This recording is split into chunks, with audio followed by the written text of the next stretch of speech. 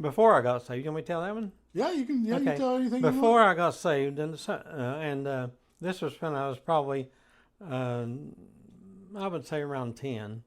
I'm guesstimating the age, but summertime, and we had a guest preacher there, and he had the habit of shouting and clapping his hands and stomping his feet at the same time.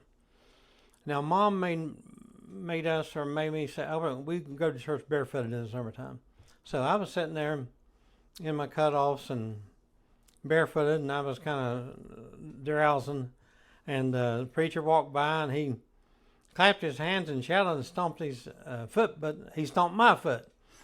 And I jumped up and hollered real loud, and 3 people came by and shook my hand and said, "God bless your heart." And I said, "It's not my heart, it's my foot."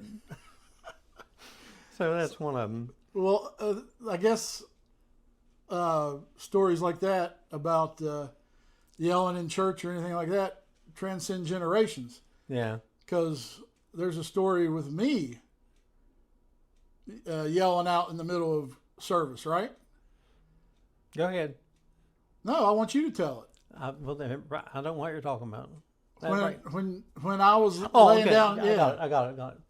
We were standing. We were going to Clinton Avenue Christian Church. Brian was probably, I would say 2 years old, maybe not that old. We was walking and everything.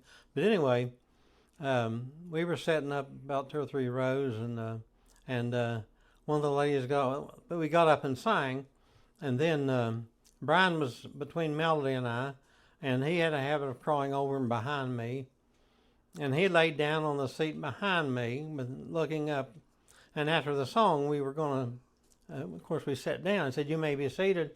And I started sitting down right on Brian's face, and he hollered, "No, Dad!" And I just made it right back up. And I said, I pulled him up out there, and I said, "Set him down between us."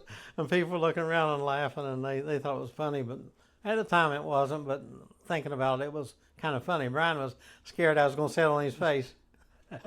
And this church has a lot of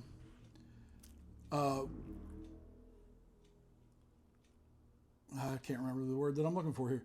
We have a lot of ties with that church. That's where you met.